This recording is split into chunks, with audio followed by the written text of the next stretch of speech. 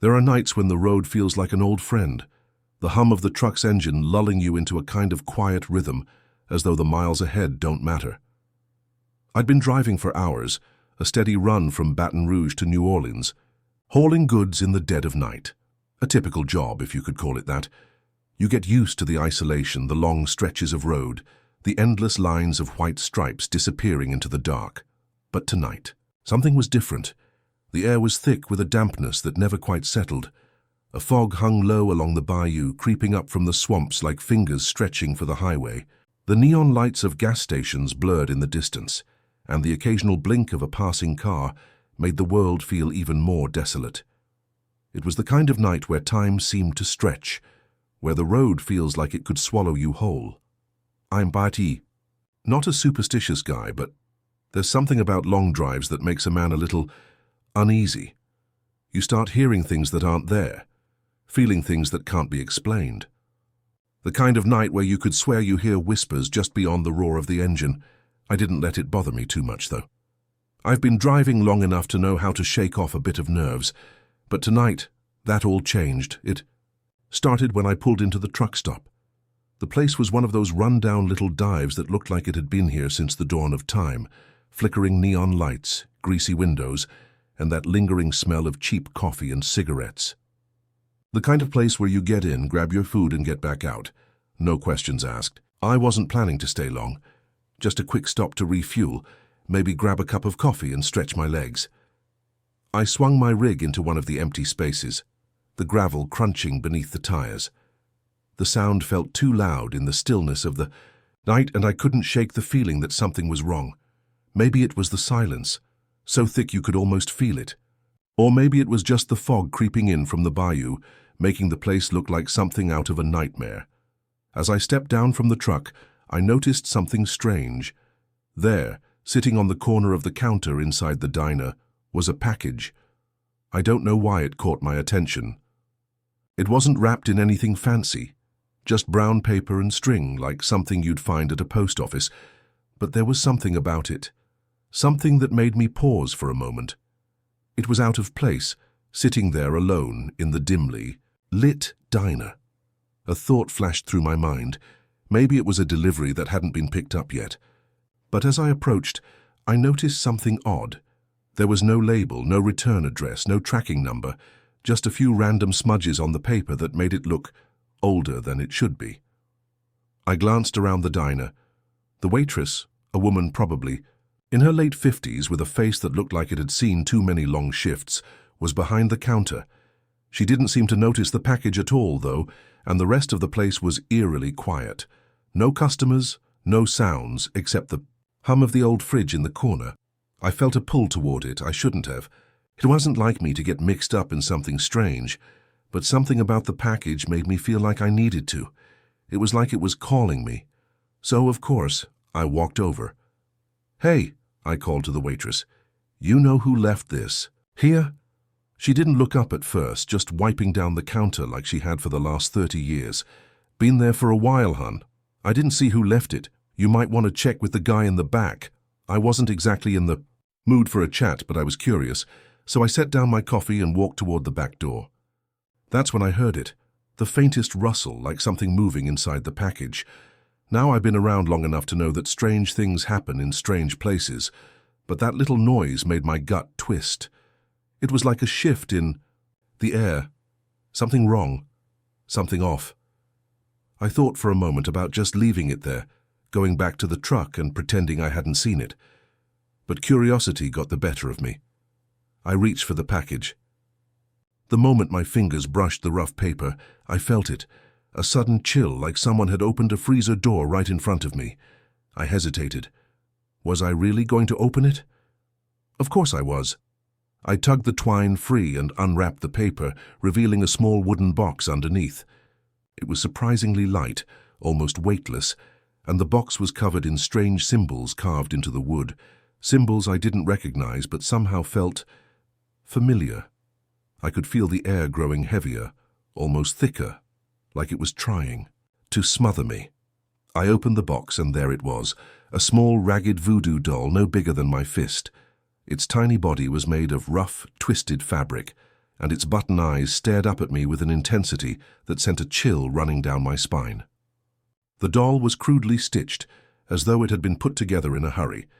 There were beads of red thread wrapped around its arms and legs, and its head, well, its head looked wrong. Too big, too perfectly round, like it was staring straight at me. I couldn't shake the feeling that it was alive, that somehow this tiny, innocent-looking thing was watching me. I closed the box quickly, almost slamming it shut, and tried to calm myself down. It was just a doll, right? It was probably some kind of prank, one of those things people buy from those little shops in New Orleans or something, but it didn't feel like a joke. It felt wrong. I stuffed the box back into the package and tossed it in the passenger seat of my truck, hoping that I could just forget about it. I needed to get back on the road, get to New Orleans, keep moving, but even as I started the engine and pulled back onto the highway, I couldn't shake the feeling that something was following me, something was watching. I told myself it was just my mind playing tricks, the fatigue from the long drive catching up with me. But I was wrong, so wrong, because that little voodoo doll, it wasn't just a doll. And something was waking up inside that package. The engine of my truck hummed steadily as I cruised along the winding highway, the dim glow of the dashboard casting long shadows inside the cab. The night was dark, and the fog from earlier seemed to have disappeared, leaving only the open road ahead. My hands gripped the wheel with a steady calm, my mind trying to shake off the unease that lingered after handling that strange package. But as I kept driving, I couldn't push the image of that doll out of my head. The doll with the beady eyes, staring at me with an unsettling intensity. Even now, hours later, I could swear I could feel its gaze on me, like it was just waiting for something. The radio crackled to life with static as I turned the knob, trying to drown out the eerie quiet of the night. I fiddled with the volume, adjusting the dial until I finally landed on a local station. Old rock and roll, something to keep my mind occupied. But then I heard it. At first I thought I was hearing things, a trick of the mind. Maybe the exhaustion. From the road was starting to get to me, a faint tapping, a soft rhythmic knock. I glanced into the rearview mirror, but there was nothing. The dark road stretched endlessly behind me, lit only by the headlights of my truck. It was silent, save for the hum of the engine and the occasional gust of wind. Another tap. The sound was faint, but this time I couldn't ignore it. It was coming from the passenger seat, from the box with the doll. My heart skipped a beat. I swore I could feel the weight of the doll's gaze again, even though I couldn't see it.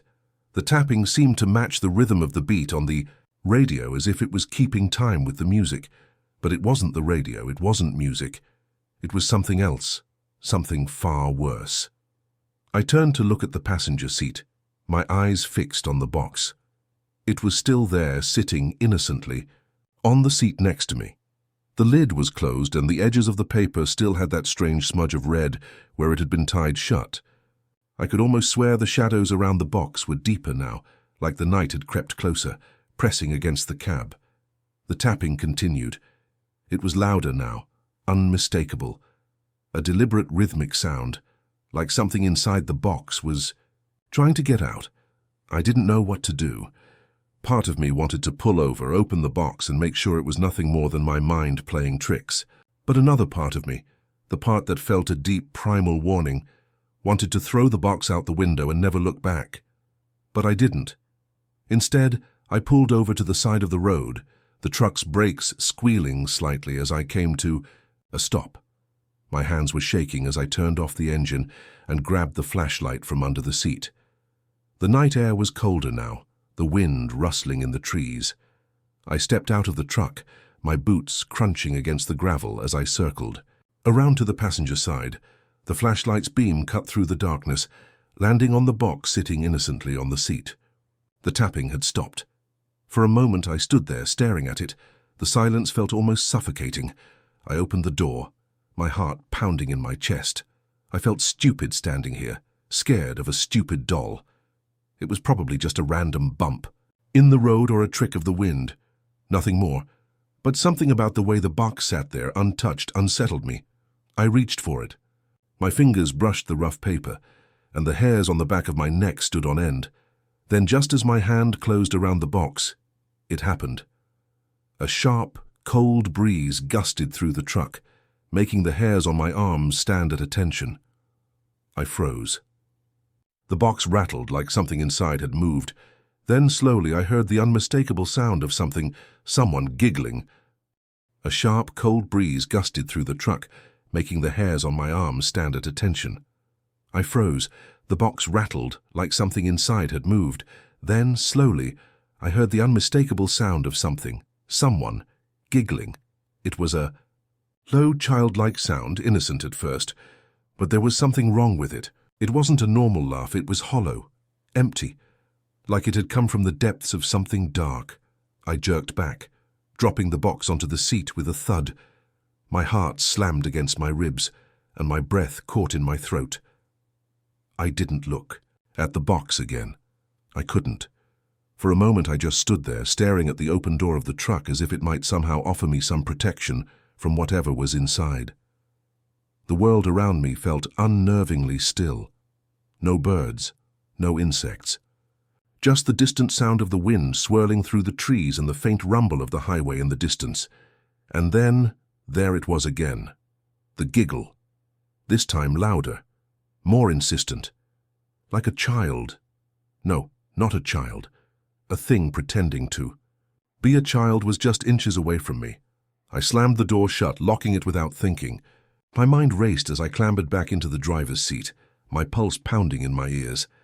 I couldn't explain it, but I knew one thing for sure. Whatever that thing was, it wasn't normal. It wasn't a doll. It wasn't a joke. I had to get rid of it. I had to get that package out of my truck before it did whatever it was planning to do. But as I started the truck again, and the engine roared to life, I felt that familiar chill creep up my spine. The hairs on the back of my neck tingled. Something was watching me. I could feel it, like eyes on the back of my head, piercing through the dark. I tried to shake it off, but the feeling wouldn't go away. And then the voice came. It was soft, at first like a whisper carried by the wind, but there was no wind. "Leave it," the voice said, "leave it, or you'll never escape." My hands gripped the wheel so hard my knuckles were white. I glanced in the rearview mirror, but there was nothing there. Just the dark road stretching out ahead. I floored the gas pedal, not daring to look back at the seat. The road blurred beneath me as I drove faster, as if the faster I went, the further away I could get from whatever was happening. But I knew, deep down, that it wasn't that simple. Whatever was in that package, whatever curse had been placed on it, wasn't just going to disappear, and the worst part, I had a feeling that whatever it wasn't done with me yet. The next few miles felt like an eternity. The road stretched out before me, dark and empty, but it was the silence that gnawed at my mind.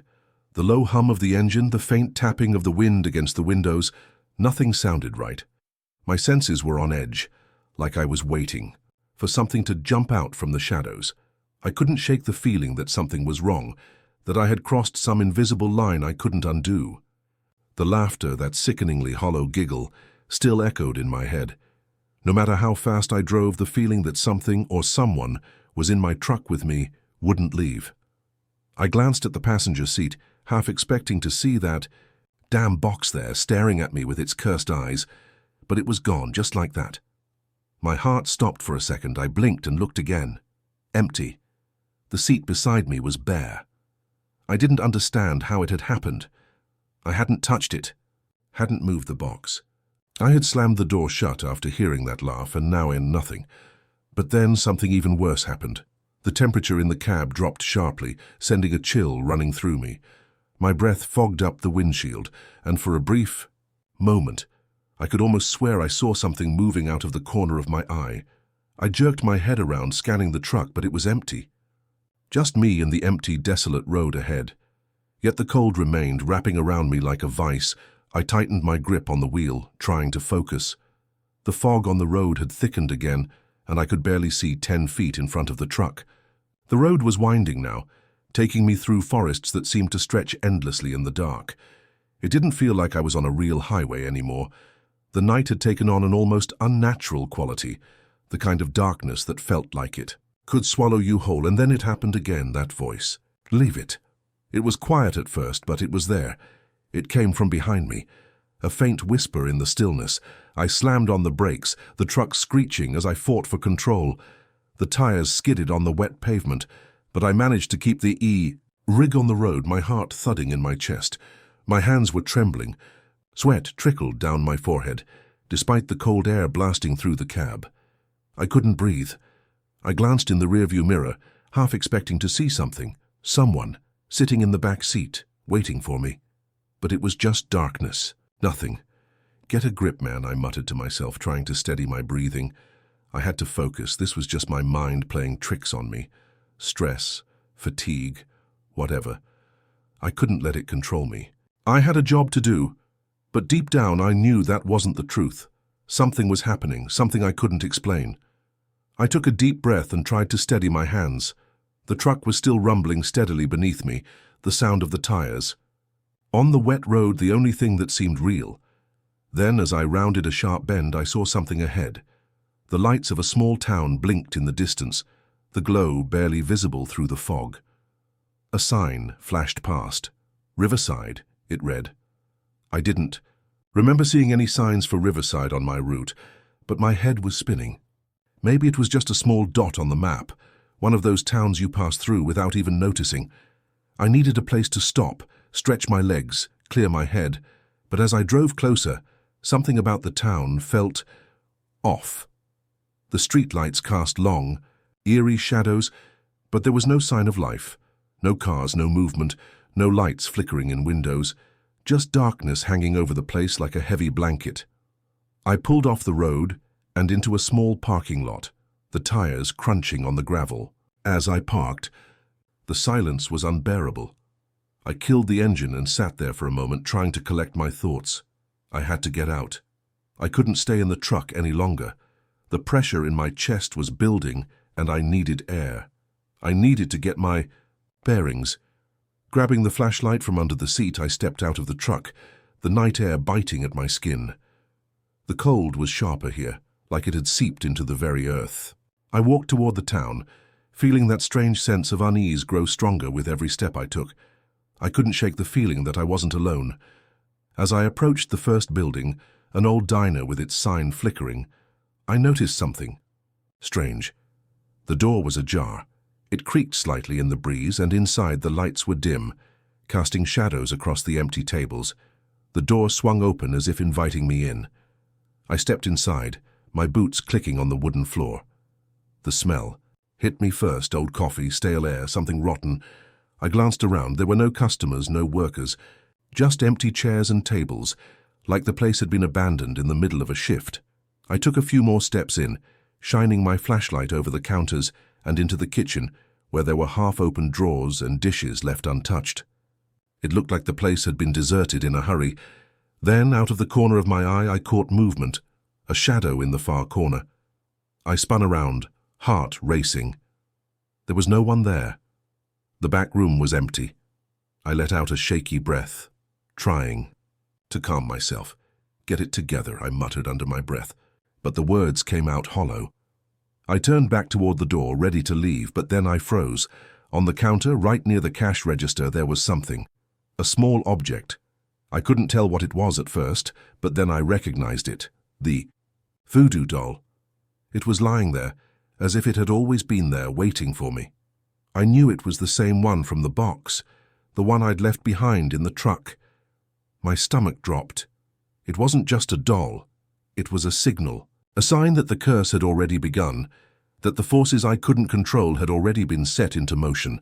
I turned on my heel, nearly stumbling as I rushed back out into the parking lot. The blood in my veins felt like ice as I looked back. At the truck, the doll still fresh in my memory. Something was pulling me deeper into this madness. Whatever had followed me from that truck stop, whatever curse had been placed on that doll, was now everywhere, and I had no idea how to stop it. I didn't know how long I stood there, just staring at the empty diner, the night closing in around me like it was trying to suffocate any chance of escape. My mind was racing, but there was one clear thought that kept surfacing. The doll. I turned, back toward the truck, my footsteps echoing in the empty lot, the weight of the air growing heavier with each step. The cold had settled deeper into my bones. A cold that wasn't just from the outside, but from somewhere inside. I reached the cab of the truck and slammed the door behind me, not wanting to look behind me, not wanting to acknowledge that I wasn't alone. But the truck still felt off, like something was lurking in the shadows, waiting. I checked the seat. Empty. The doll wasn't there. Had I imagined it? But then I heard it. That soft, almost imperceptible sound, the rattle of something shifting in the back of the truck. I froze. For a moment I didn't breathe. I reached for the door handle, my pulse hammering in my throat. Slowly I opened the door and stepped out of the truck. It wasn't the doll. No, this time it was something worse. The sound of something shifting, moving as if it was aware of my presence. I could hear it from the cargo area, the cargo I had delivered for years, secure, safe. But now, it felt like a prison. I walked toward the back of the truck, the key to the latch gripped tight in my hand. I unlocked it, my hands trembling. The truck's cargo door opened with a loud squeal, like the hinges hadn't been used in years. Inside, everything was exactly as it should be, except for one thing. A small wooden crate sat in the far corner. I knew I hadn't packed anything in a crate.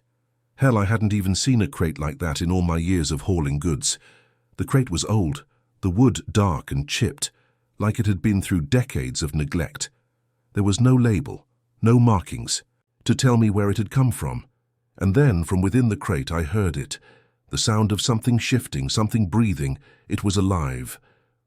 I took a step back, my heart racing as my breath quickened.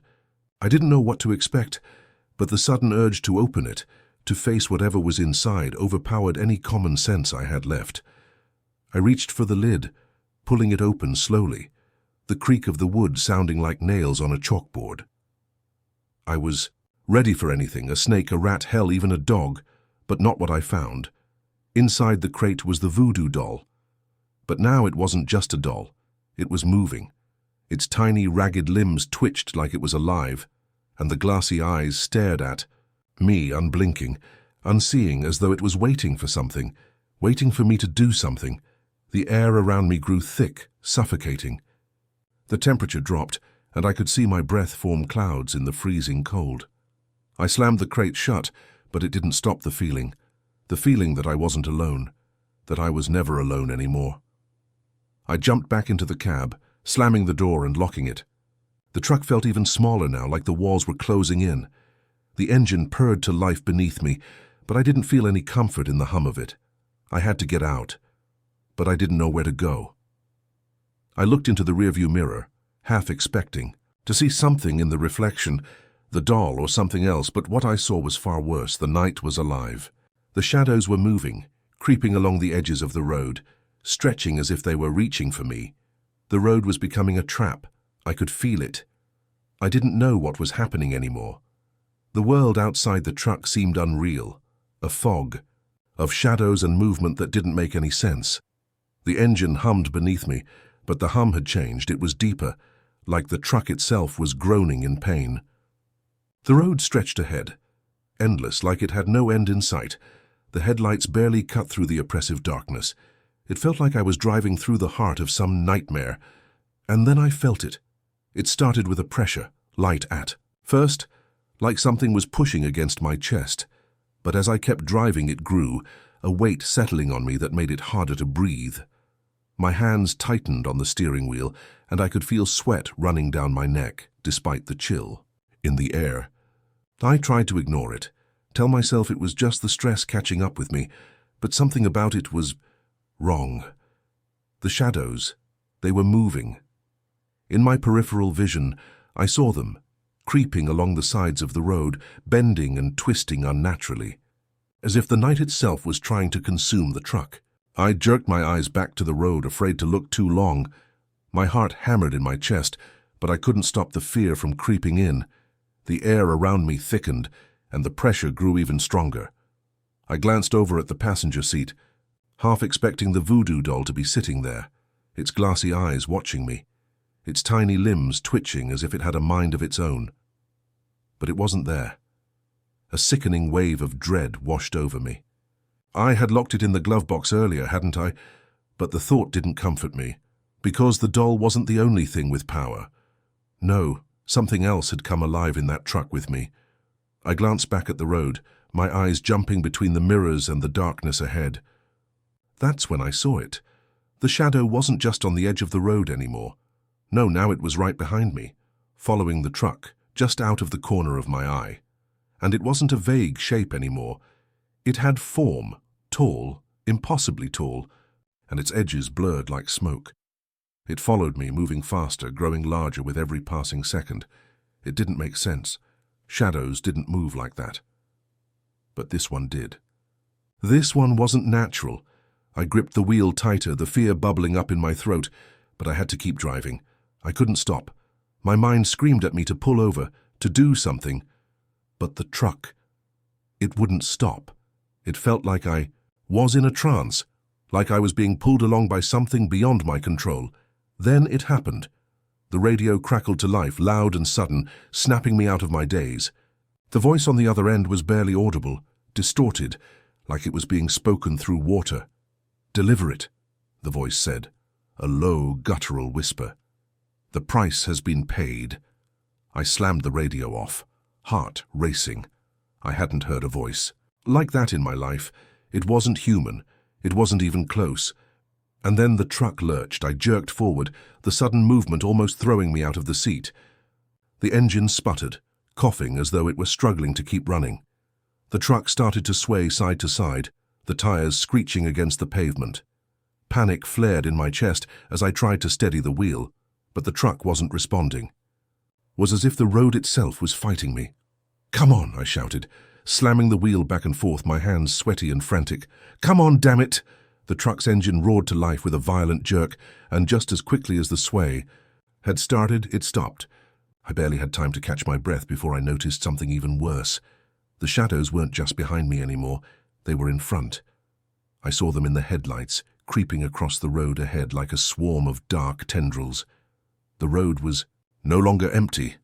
It was alive. The shadows writhed and slithered, stretching across the blacktop, pulling and twisting, looking like they could swallow the truck whole. I slammed on the brakes, but the truck didn't slow down. It kept pushing forward, as though something was forcing it, dragging it into the darkness. My hands gripped the wheel, knuckles white, as I fought to keep control, but the fear was overwhelming. I could hear the whispers now. Quiet at first, like a low hum, but growing louder, swirling around me like a swarm of insects. The shadows were closing in, pressing against the truck from every side. That's when I knew it wasn't just the truck that had changed. It was me. I wasn't in control anymore. The whispers were clearer now, louder, filling my head. The voice wasn't just on the radio anymore. It was inside my mind. "You're ours now," it whispered. "You've been marked, no turning back." I screamed, but no sound came out. The road ahead opened up, a massive chasm, stretching wide into an endless pit of darkness. I felt the truck being pulled toward it, against my will, against everything I had. The truck's tires screeched as the road beneath us buckled and cracked, crumbling away. The darkness below was endless, the shadows swirling like a storm. I could feel them. No, I could hear them inside my head. They were in my thoughts, in my blood, pulling me deeper. My pulse was loud in my ears, a steady beat against the chaos. My vision blurred as the truck plummeted toward the abyss, the world around me unraveling, and then with one final deafening crack of thunder, everything stopped. The road was gone. The truck was still there, suspended in nothingness, and for a moment I thought I was dead. I thought it was over. But the shadows weren't gone. They were inside the truck with me now, and that's when I realized they had always been here. The world around me was still, too still. The truck floated in a void, its engine now silent, the tires no longer grinding against asphalt. The dark abyss stretched in all directions, endless and empty, save for the writhing shadows that clung to the walls of the void, pulling at the edges of my sanity. I was trapped. I slammed my hands against the steering wheel, trying to break free, but the truck didn't budge. The air was thick, oppressive, and the whispers filled my head again. They were louder now, echoing through my mind like 1,000 voices all speaking in unison. "You belong to us now. I gripped the wheel, my palms slick with sweat. The feeling of helplessness clawed at my chest, tightening with every passing second. I was no longer in control. The shadows were pulling at me, at my very soul, dragging me deeper into the darkness. I thought back to the voodoo doll, the one that had started all of this. It had been nothing more than a small, insignificant thing at first, just a harmless item in the back of my truck. But now I knew it was more. It was the key. The thing that had unlocked this nightmare. The truck didn't just carry freight anymore. It carried a curse. A curse that had taken hold of me the moment I'd touched that doll. A scream ripped from my throat as the shadows began to twist and solidify, their forms growing more defined. Faces, horrible, contorted faces, emerged from the darkness, their eyes glowing with a malevolent hunger. I could feel them closing in on me, surrounding the truck from every angle, and then I heard it, a voice, a cold, disembodied voice that cut through the chaos like a knife. "You've been marked." I didn't recognize the voice, but it didn't matter. It wasn't human. I had been warned once before, when the doll had first come into my life. Now there was no denying it. There was no escaping it. The shadows surrounded the truck, pressing in from all sides. I could feel their cold fingers brushing against the glass, the walls of the cab vibrating with their presence. The truck began to shake, the metal groaning under the pressure. The floorboards rattled beneath my feet, as if the truck was alive and trembling in fear. "Open the door," the voice whispered again, its words like an icy breeze against my skin. I looked at the door. It was just inches away, yet it might as well have been miles. I knew what would happen if I opened it. The shadows would consume me whole, drag me into the dark abyss with them. And yet, I couldn't move. I was frozen in place, paralyzed by fear, by the knowledge that there was no way out. That's when I saw it, the voodoo doll. It had somehow appeared in front of me, sitting on the passenger seat, its eyes staring at me. Its tiny limbs twitched unnaturally. And in that moment I understood. It had been watching me this whole time. It had been guiding me toward this moment, this reckoning. The doll wasn't just a piece of cursed cloth and thread. It was a conduit, a gateway, a link between this world and something far worse. The shadows swirled around it, like they were drawn to its power, feeding off it, growing, stronger with every passing second. I had to destroy it. I had to destroy the source of this curse before it completely consumed me. I reached for the doll, my hands trembling as I picked it up. The air grew colder, and the whispers intensified. I could feel the shadows pressing in closer, like they were about to drag me under. But I held on. With all the strength I could muster, I crushed the doll in my hands. The fabric tore, and a sharp, agonizing screech filled the air, a sound that made my bones ache. And then, everything stopped. The truck shuddered, as if it were taking a deep breath, and the shadows retreated. The whispers died down. The oppressive weight in the air lifted, and the darkness around me seemed to dissipate. The road returned. The truck once again was rolling forward, the hum of the engine beneath me familiar and comforting. I dared not look behind me, but I could feel the presence of the shadows lurking just out of sight. I had survived, but as I glanced around, I couldn't shake the feeling that something had changed.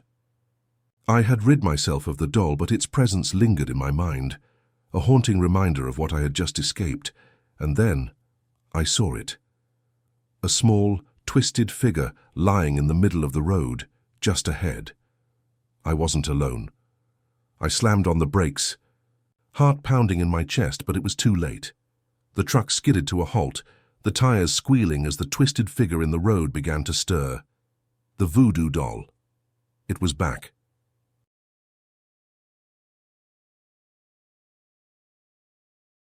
There's a moment you get when you're driving across endless highways in the middle of nowhere. The kind of moment when your eyes start to blur and you feel the hum of the road beneath you like a lullaby. Only it's not lulling you to sleep. It's pulling you into something darker, something deeper. That's how it was for Mike Foster. Just another night, another lonely stretch of highway. Mike had been trucking for years, long enough to have the job down to an art. His truck, a shiny new rig with a rattling engine and an old-school CB radio, was his companion. It was his life, but damn if it didn't get lonely. The road can be a cruel mistress, especially at night when the headlights of passing vehicles blur into ghostly lights and the stars above seem to mock you from a distance. The moon hung high, casting a silver glow over the road when Mike saw the dim light of a truck stop appear on the horizon. It was one of those small, lonely places you find out in the middle of nowhere, a place that wasn't on any of the fancy route maps, but still had the gas and food for weary drivers. Mike was tired. His eyes felt heavy, his mind foggy from many hours on the road. He needed to stretch his legs, grab some food, maybe find a coffee that didn't taste like it was brewed in hell itself. He pulled into the lot, the gravel crunching under his tires, the headlights sweeping across the rundown buildings. The neon sign flickered above the entrance, buzzing like a fly caught in a jar. He wasn't expecting much. Maybe an old diner. A couple of truckers huddled around a table swapping stories about the best routes, the worst roads, and the crazy things they'd seen. But what caught his eye was the antique shop tucked away at the back of the lot. It wasn't even lit up that well, just a soft yellow glow spilling from the windows. There was something off about it, something that tugged at him like a memory he couldn't place. Mike parked his truck and climbed out, stretching his stiff legs. The chill of the night air nipped at his skin, and he pulled his jacket tighter around him. He wasn't the superstitious type, hadn't been for years, but something about that shop made the hairs on the back of his neck stand up. Maybe it was the way it seemed to be calling to him, or maybe it was just the exhaustion getting to him. Without much thought, he made his way over to the door. It creaked open with an unsettling squeal, and a small bell jingled overhead. The shop was dimly lit, filled with dusty furniture and forgotten relics. Old clocks ticked in the corners, porcelain dolls stared blankly from the shelves, and stacks of yellowed books and old magazines covered every available surface. It smelled of stale air and aged wood. The place felt heavy, like it had been. Here longer than it should have been. The kind of place that felt stuck in time. "Can I help you?" a voice croaked from the back of the store. Mike turned to see an elderly man standing behind a counter, his eyes hidden behind thick glasses. His hair was wispy, almost translucent, and his skin looked like parchment. The man gave a small smile, one that felt more like a grin than anything friendly. Just looking around," Mike muttered, his eyes scanning the shelves. "You'll find something," the old man said cryptically, his voice rasping. "We all find something here." Mike didn't know what that meant, but he wasn't about to ask. His gaze wandered until it landed on something strange in the far corner, a large antique mirror standing tall like it was out of place. Its frame was ornate, golden, with intricate designs of twisted vines and delicate flowers. The glass was slightly cloudy with faint smudges that made it hard to see your reflection clearly. It seemed almost inviting. Something about the mirror called to him. It wasn't that he thought it was special or beautiful, but there was a pull, something that made his feet move toward it without him even realizing. He took a few slow steps forward, the old man's voice trailing off as he spoke in a low murmur. "That mirror's been here a long time," the man said. "You can look, but you might not like what you see." Mike frowned. "What do you mean?" The old man only shrugged, turning away to fiddle with a small brass key he was twirling between his fingers. Mike ignored the warning. Hell, he wasn't a superstitious man. He'd seen enough strange things on the road to shake his head and move on. But something about the mirror, maybe it was the way the reflection was so distorted, made him feel uneasy, like it wasn't quite reflecting the world as it was. He stepped closer, his boots clicking on the wooden floor, and when he gazed into the mirror, he didn't see his own reflection, at least not completely. What he saw was something else, a vision, perhaps. Or was it a nightmare creeping into his mind? In the reflection, his truck was wrecked, smashed to pieces on the side of the road. Smoke billowed from the crumpled metal, and the body of a man, his body, lay twisted, lifeless on the asphalt. The world around him was dark, and the rain fell in heavy sheets like a storm had swallowed the scene whole.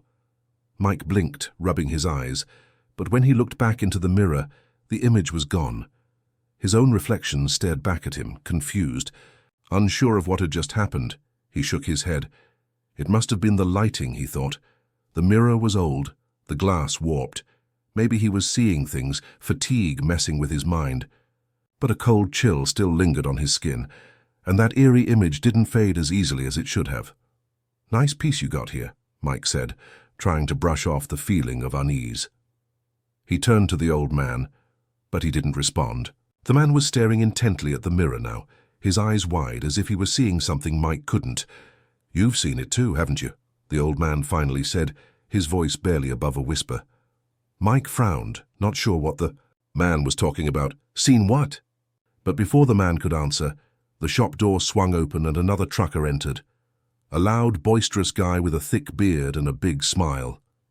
The old man snapped out of his trance, offering the newcomer a nod before turning back to Mike. Mike didn't stay long after that. Something about the mirror gnawed at him, and the whole place felt wrong. He muttered a quick goodbye to the man, paid for a can of coffee from the counter, and stepped back into the night. The cold air hit him like a slap in the face, but the feeling from the mirror stayed with him, lingering in the pit of his stomach. Mike Foster wasn't a man who believed in premonitions, omens, or anything that could be tied to superstition. He'd seen too much in his years on the road. Too many weirdos, too many late-night haunts, too many eerie tales from fellow truckers who swore they'd seen ghosts in the fog or heard voices whispering on the wind. Mike chalked it all up to exhaustion, too many miles, and too much coffee. That's what he told himself every time he heard a story that gave him the chills. It's just the road, he thought. Just the road messing with your mind. But tonight was different. Tonight the chill didn't come from the outside air, and the whispers weren't from a passing trucker or the wind. They came from within him, like the mirror had opened something inside him. Something dark, something old, something that wanted to crawl out and take hold. Mike tried to shake the feeling as he lay back in the cab of his truck. The seats were uncomfortable, and the low hum of the engine wasn't exactly soothing, but it usually helped him sleep. Not tonight. Not after what he saw. The image of the wreckage, the twisted metal, his own body crumpled on the ground. It haunted him. He pulled the collar of his jacket up, rubbed his hands over his face, and tried to focus on the rhythmic sound of the rain tapping against the windows. But the more he tried to forget, the more the scene played in his head. His truck, smashed and overturned, his face pale and lifeless. He'd seen it clear as day in the mirror. The vision had been so real, so detailed, it felt like it had happened already. But it hadn't, right? It couldn't have. He was here, in the truck, parked at the stop. Still, a small part of him wasn't convinced. A small part of him wanted to go back to that damn store, confront the old man, ask him what he had meant by "you've seen it too." But he didn't. Instead, he sat there, watching the rain streak down the windshield, hoping sleep would take him. Eventually, he drifted off, but sleep was no escape. No, sleep just brought more vivid dreams, nightmares really.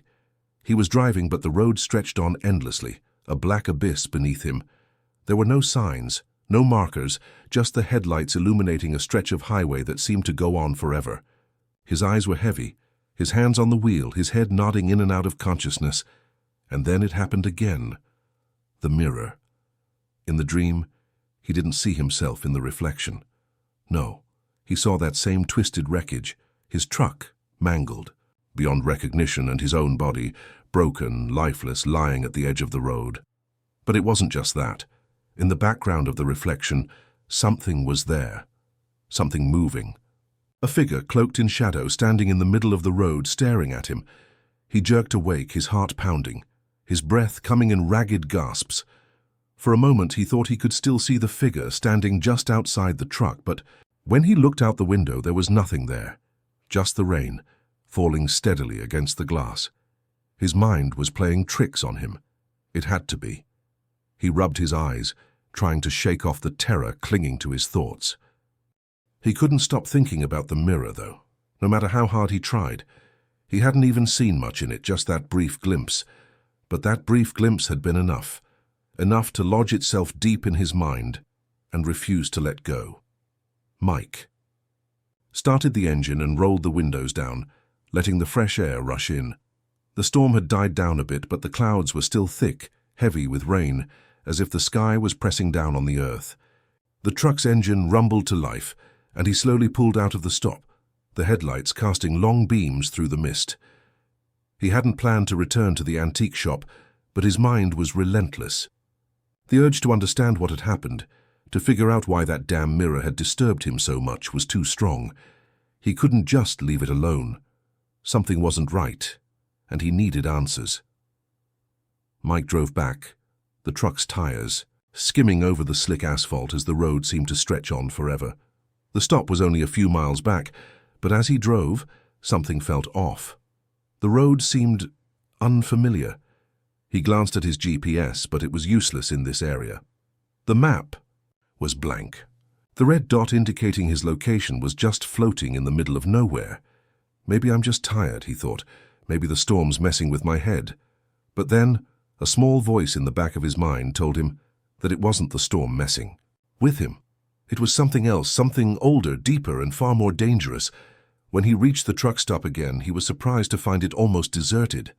The neon sign flickered above the entrance, its buzz like a warning. The antique shop was still there, nestled at the back of the lot, as if waiting for him. The old man wasn't inside this time. The shop was eerily quiet. Mike hesitated at the doorway, but something pushed him inside. Maybe it was curiosity. Maybe it was the feeling that he had to confront whatever this was before it drove him crazy. The mirror was exactly where he had left it, still standing in the far corner of the shop, the glass cloudy and distorted. Mike's breath caught in, his throat as he approached it, his footsteps slow, deliberate. As he drew closer, the distorted reflection in the glass seemed to shift. This time he could make out more details. The wreckage wasn't just a memory now, it was a premonition, something that felt more and more real the longer he stared at it. The twisted truck, the broken body lying in the rain. But this time, there was something else, a shadowy figure standing at the edge of the wreckage. It was tall, cloaked in darkness, its features hidden. Mike could feel its presence like it was right behind him, watching him through the glass. He swallowed hard, his heart pounding in his chest. His reflection seemed to move, twisting and shifting in ways that didn't make sense. His own face looked back at him, but it wasn't him. The eyes were too empty, the expression too blank. The figure in the reflection took a step forward, then another, and another. It was coming closer, slowly, like it was about to reach out and pull him into the glass. "Get away from it," a voice croaked from behind him. Mike spun around, heart racing. The old man was standing in the doorway, his face pale and grim. "You shouldn't have come back," the old man muttered. "You saw it, didn't you? The mirror shows more than just the past. It shows the futures, and sometimes it shows what's coming for you." Mike didn't know what to say. His mouth was dry, his mind racing. He didn't understand. Was this real? Was any of it real? The mirror, the figure? Was this his fate laid out before him like a twisted prophecy? The old man stepped closer, his eyes dark and sad. "You were warned, Mike. You were warned not to look.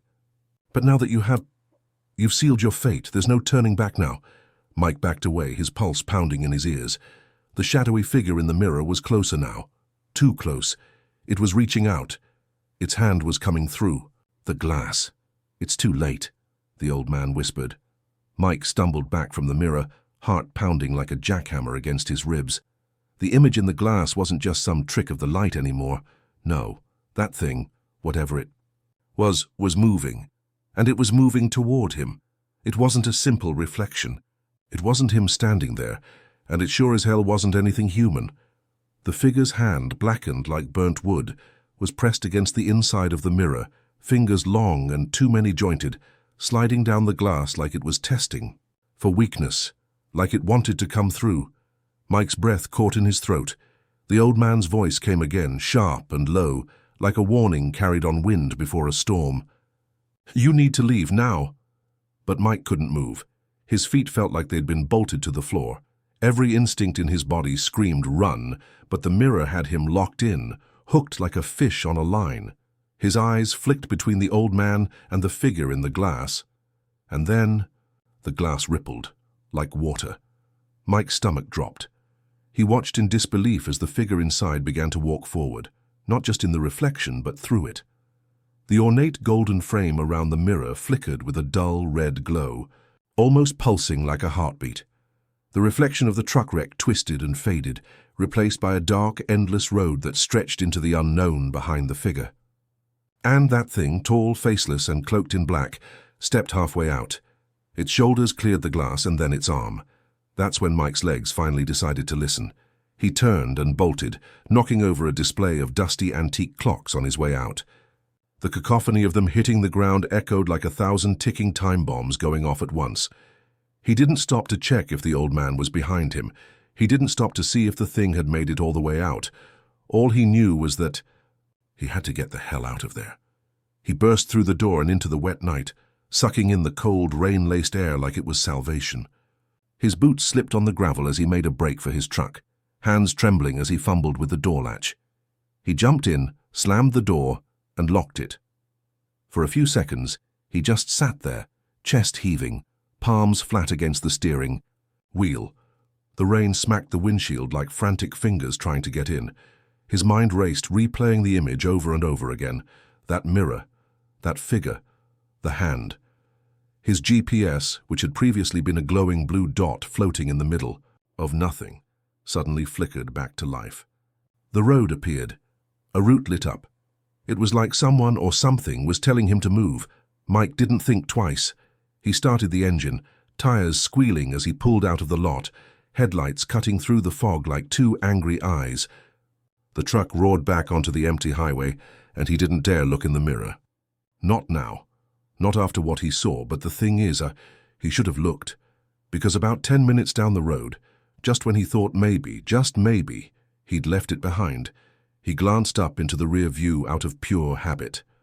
And there it was, the mirror. Not behind him in the antique shop. No, it was in the back of his cab, just sitting there, upright, somehow wedged perfectly behind the seats. Its frame gleamed faintly, slick with rain, and the glass inside shimmered like the surface of a still pond. Mike's blood turned to ice. He slammed on the brakes, tires screeching on the slick asphalt. The truck skidded sideways, fishtailing, before lurching to a stop just inches from a drainage ditch. Heart pounding, he threw open the door and jumped out, stumbling into the rain. He yanked open the back of the cab. It was empty. No mirror. Nothing. He wiped at his face, blinking water and disbelief out of his eyes. He walked around the truck, opened the side door, checked everywhere. No mirror, just his duffel, his thermos, a box of spare tools. It was gone, or maybe it was never there.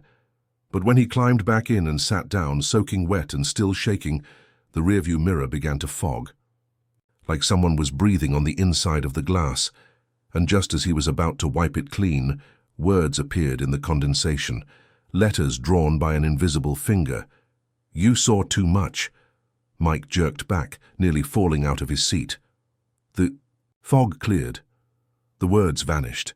He sat frozen for a long time, engine idling, windshield wipers thudding rhythmically, trying to convince himself he was losing it.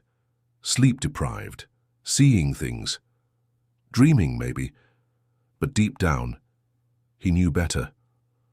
Something had come through that mirror, and it was still with him. Mike didn't sleep that night. Hell, he barely blinked. He pulled off the highway eventually, parked behind a shuttered gas station somewhere outside of Amarillo, and sat in his rig with every light on, engine humming like a heartbeat.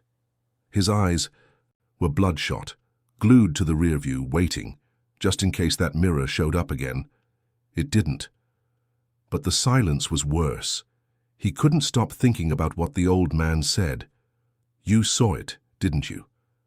The mirror shows more than just the past. It shows what's coming for you. Mike wasn't some greenhorn fresh off the CDL lot. He'd survived icy mountain passes, seen wrecks that could turn your stomach, driven 20-hour stretches through dust storms that swallowed the road. But this was something else, and it had followed him, and if it had followed him once, it could follow him again. By the time the sun finally cut through the clouds, Mike felt like he'd aged a decade. He grabbed his phone, thumb hovering over the keyboard. He didn't even know what to search for. Haunted mirror truck stop, mirror shows wrecks, seeing your own death. Everything sounded nuts. But eventually he tried it. He typed, "Truck stop, mirror shows alternate reality, what?" Came up was surprising, not answers, not directly, but forums.old message boards, some from paranormal hobbyists, others from trucker communities. One in particular caught his eye, a thread titled, "That mirror out near Elridge, anyone else?" He clicked it. The original post was dated back to 2016. "Stopped at that weird antique place off I-40. Anyone ever seen the mirror in the corner? Showed me a wreck I hadn't been in yet. Next week I flipped my trailer outside Taos. It happened exactly like what I saw. I swear that thing shows you your death." The replies weren't many, but they were enough to make the hair on Mike's arms rise. "Yeah, I saw something too, not a wreck, my wife's funeral. She was fine when I saw it, died 2 months later. Same dress, same flowers. Thought I was hallucinating. The shop owner told me not to touch it. I didn't, I still saw it. Nobody believes me. I saw him in it. The tall thing, black eyes. I quit the road 6 months later, still have nightmares." Mike leaned back, skin cold despite the warmth of the morning sun on the dash. So it wasn't just him. This thing, this mirror, had been showing people their ends, their worst fears. Or maybe worse than that, maybe it wasn't predicting their deaths. Maybe it was deciding them. One username kept popping up in the replies. A guy who went by Ghost Rider 77. Seemed like he had the most to say, claimed he'd been researching the mirror for years. Mike didn't hesitate. He created an account and sent the guy a private message. "Saw it last night. The mirror. I think it's following me. Need to talk." He didn't expect a response, especially not fast. But 20 minutes later, a message dinged back. "Where are you? Can you talk? We don't have long." Mike called the number the guy gave him. 1 ring, 2. Then a voice answered. Raspy. Gravelly. The kind of voice you get from too many smokes and too many regrets. "Mike," the man said, "you're not the first, but you might be the last. Ghost Rider 77's real name was Earl Connors, and he used to drive long haul out of Nevada before he retired." Which, from the sound of it, just meant the road scared the hell out of him now. They talked for over an hour. Earl had seen the mirror back in '97. "Looked into it on a Tuesday," he said. "By Friday, I was pulling my buddy's body from a wreck on the same highway I saw in the glass." He hadn't stopped researching since. He'd tracked down stories, newspaper clippings, whispers on CB channels, even some security footage that showed customers walking out of that antique store white as a sheet. A few had wrecks. A few just disappeared. "The mirror's old," Earl said, voice low. "Older than the building. I think the shop owner's just a caretaker. That mirror's alive in a way. It feeds on fear, shows you death, yeah, but not as a warning, as a promise." Mike stared at the windshield, jaw clenched. "I saw something come out of it, Earl. Silence on the line. You're serious?" "It reached out," Mike said, "like it wanted to pull me in, and I swear it followed me. I saw it again in my cab." More silence. Then Earl said something that chilled Mike worse than the mirror had. "If you've seen it outside the shop, then it's chosen you." The next few days were a blur of restlessness. Every stop, every reflection, every shadow at the edge of his headlights felt like a trap waiting to spring. Mike avoided mirrors altogether. He covered his rear view with a rag, even turned the side mirrors inward when parked. But it didn't matter. Sometimes he'd hear the whisper of a voice, not coming from the CB, not from the radio, from somewhere closer. Sometimes in his own damn ears, telling him things he didn't want to hear. "You don't make it to Phoenix. She's waiting on the road. You've already crashed. You're just remembering it wrong." And once, one stuck with him the most. He heard, "You should have never looked." He wasn't sleeping anymore. The lines on his face deepened. His hands trembled on the wheel. The guy who never flinched at ice-covered switchbacks now jumped at every road sign and shadow. It was getting to him, wearing him down. And somewhere deep in his gut, he knew the mirror wasn't done with him. Mike was unraveling, and not the kind of unraveling you'd notice at a glance. Nah, to most folks, he probably just looked like another long-haul trucker, riding the edge of burnout. Bloodshot eyes, muttering to himself, hands gripping the wheel a little too tight. But inside, he felt like threads of reality were snapping one by one, and something was pulling the ends. He hadn't seen the mirror again. Not physically, but somehow it was still with him, lingering like the smell of burnt rubber after a wreck, haunting like a song you can't forget. And worst of all, he was starting to see himself in places he shouldn't. It started simple. He pulled into a rest stop bathroom just past Albuquerque, flicked on the light, looked up at the grimy mirror over the sink. Only the reflection didn't move right. His hands were under the water, scrubbing off a long stretch of road grime. But the guy in the mirror, his hands just stayed flat against the counter, unmoving, staring, and then the eyes blinked. Mike didn't blink. The reflection did. He backed out so fast he nearly slipped on the tile. Later that same night, at a diner in Gallup, he caught his reflection in the window. Again, something was off. His body language was wrong, too stiff, too slow, like whoever was on the other side was wearing his skin, but didn't quite know how it worked. He turned to face the glass, and the reflection just stayed, head tilted, grinning. There was no grin on Mike's face. He stumbled out of the diner, stomach turning, half a burger left behind. Back in the cab, he tore down the windshield-mounted mirror, threw it onto the floor, grabbed a towel and hung it over the side mirror, then the other. He didn't want to see himself anymore, didn't want to risk seeing that version of himself. It was around midnight when the next crack in his sanity formed. He was parked on a narrow pull-off, the kind you only find on forgotten stretches of desert road. No streetlights, no signs, just dark sand and darker sky. He was trying to sleep, trying being the key word, when he heard it, a knock, 3 slow taps. On the passenger side window, he sat up fast, reached for the bat he kept tucked behind the seat. Another knock. Quieter, closer. Knock, knock, knock. He slid over and peeked through the towel-covered window, and there it was. Him. Standing on the other side of the glass, same jacket, same cap, same weathered face, but not. The other Mike was pale, hollow. His eyes were black, like the reflection had been burned out and replaced with void. The thing smiled. The kind of smile you see on people who know how you're going to die. Then it lifted a finger and tapped the glass one more time. Knock. Mike jolted back, slammed the door lock, heart hammering like a piston about to seize. He stared at the window, waiting for the figure to appear again, but it was gone, like it had never been there at all. He didn't sleep the rest of the night. By morning, Mike had a plan. He couldn't outrun this thing, whatever it was. The mirror, the reflections, the shadow self. It was inside his head now. He had to fight back, find the route, go back to where it started. He pulled a U-turn on I-40, heading back toward the truck stop, back to the shop. But as he drove, something happened. He kept catching glimpses of his reflection in the windows of passing cars, in chrome bumpers, in the shiny side of tankers, and they were all wrong. In one, his mouth was open like he was screaming. In another, his eyes were missing. Just smooth skin-covered sockets, and in one, the worst one, he watched his reflection wave at him, a slow, mocking wave, then drag its own hand across its throat in a slicing motion. Mike swerved onto the shoulder, nearly wrecked, chest heaving, eyes wide. He stumbled out of the cab, breathing hard, tears stinging the corners of his eyes. He wasn't just seeing the future anymore. He was seeing the other side, the place in the mirror, and whatever lived there wanted in. When he finally made it back to the truck stop, it was dusk.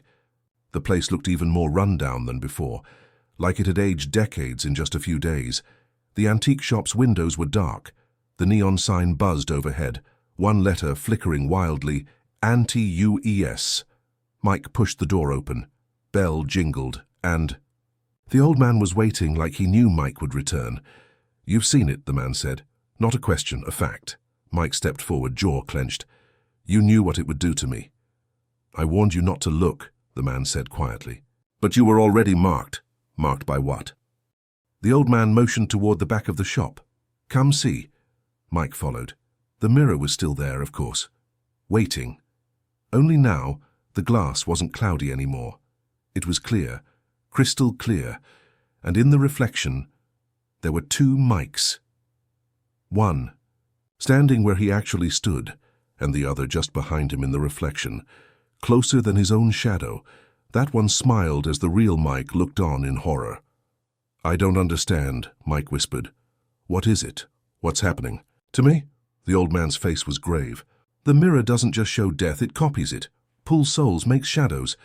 Every time someone looks too long, it takes a piece of them.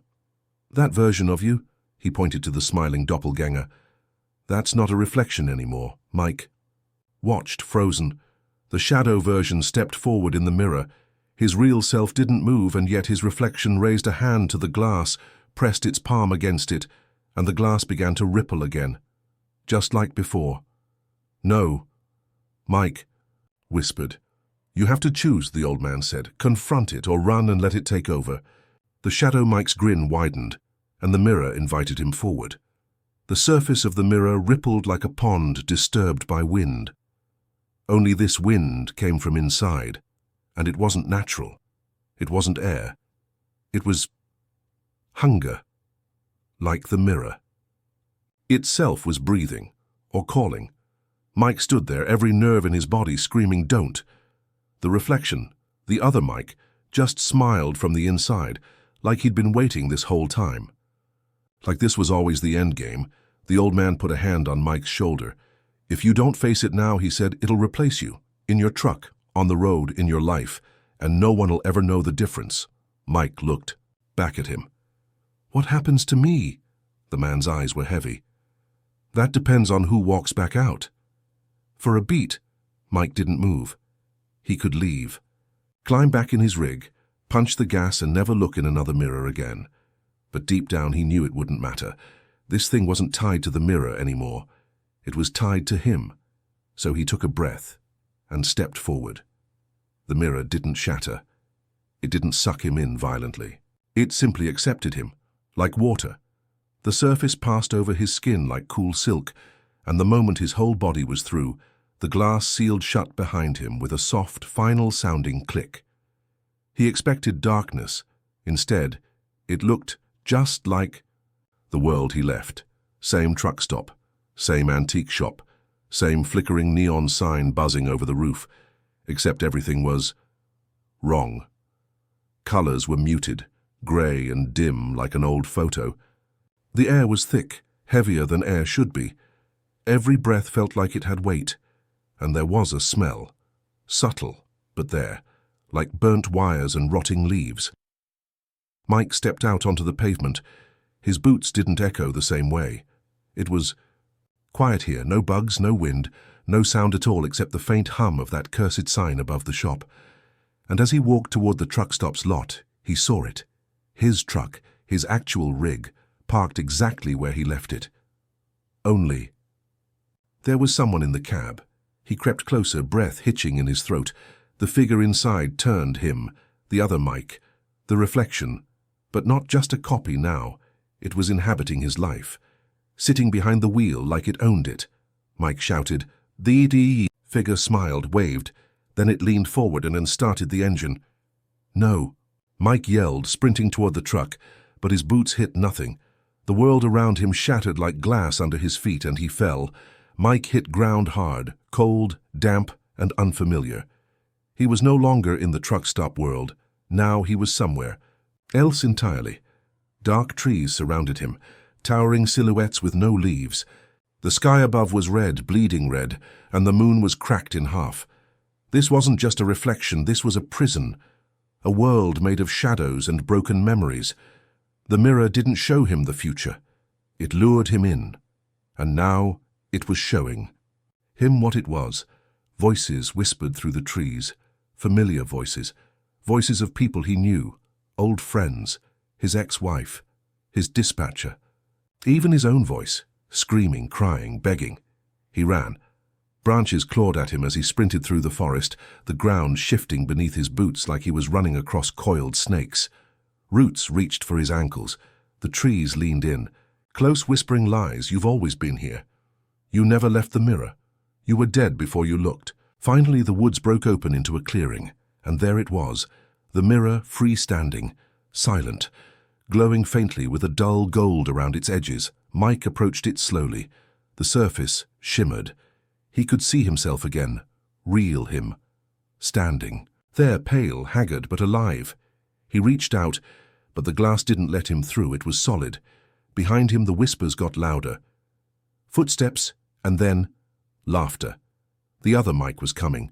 From the trees, the reflection stepped out, grinning. From ear to ear, no soul in his eyes. Just void. "You don't belong here," Mike said, fists clenched. "I do now," the doppelganger whispered. "You looked. That was the deal." The figure circled him slowly. "You looked." And I woke up. Mike lunged, tackled him. The two crashed to the ground, fists flying, blood spilling. But whose blood? Mike's, the copy's? The line between them blurred fast. Every time he landed a hit, the face beneath him changed. Sometimes his own, sometimes a stranger's, sometimes nothing at all. The reflection threw him off and lunged. Mike grabbed a shard of glass from the forest floor, one of the broken mirrors maybe, and stabbed. The thing screamed, not a human scream. A sound like twisting metal and fire alarms. The world around them fractured. The mirror in the clearing cracked. Mike crawled toward it, blood dripping from his arm, the other version of him clawing at his heels. He reached the glass, pushed his hand against it. This time it gave. He spilled back into the antique shop like a rag doll, gasping, soaked in sweat and blood and something else, something wrong. The mirror behind him shattered into 1,000 pieces. The old man stood over him, arms crossed. "You made it back," he said quietly. Mike looked up, dazed. "Did I?" he asked. The man studied him, hard, then slowly nodded. "For now." Mike sat on the floor of the antique shop, back against the wall, lungs burning, body numb. The shattered pieces of the mirror sparkled around him like black ice. The silence in the shop was different now, heavy, watching. The old man crouched beside him, eyes scanning the shards. "It's broken," Mike said, voice like gravel. "It's over, right?" The old man didn't answer right away. Instead, he picked up a sliver of the mirror. Small, sharp, no bigger than a guitar pick. He held it to the light. In the reflection, there was no ceiling, no wall, just red sky and trees with no leaves. He dropped the shard. It didn't clink. It hissed. Mike's stomach turned. "Tell me that doesn't mean what I think it means." The man looked at him grimly. "That thing you fought, it didn't come from the mirror. It was the mirror." Mike's throat tightened. "Then what did I bring back?" The shop door creaked open. Just the wind, maybe. Mike's hand went to the bat he'd dropped near the counter, fingers trembling. The old man stood slowly, his face a graveyard of wrinkles and warnings. "You closed the door, Mike, but some cracks. They don't stay sealed." The next few days were a blur. Mike got back in his truck, drove, ate little, slept even less. The roads blurred. The lines on the asphalt didn't feel real anymore. Neither did the people at the rest stops. Too quiet, too slow. Sometimes they didn't blink.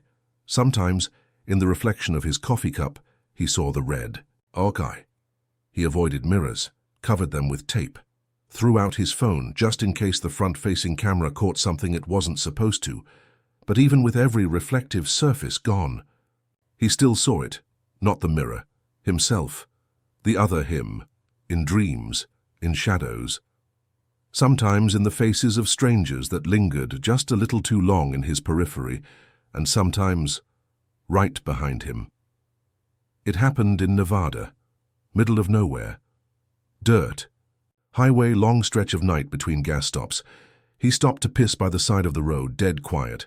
When he got back into his truck, the interior light flickered, just once, and in the rear view, still taped over with black duct tape, he saw a figure sitting in the back seat, still waiting, smiling. He didn't look, didn't turn around, just started the truck and drove, for miles, until morning. When he finally built up the nerve to check, the back seat was empty, but there was something on the seat. A single shard of mirrored glass, sharp, smooth, still warm. To the touch, Mike stared at it for a long, long time, then threw it out the window, but the damage was already done. The mirror was broken, the shop closed. No one remembered the old man, not even the state records, like he'd never existed. But the mirror? It didn't need a frame anymore. It had him, and sometime that's all it takes.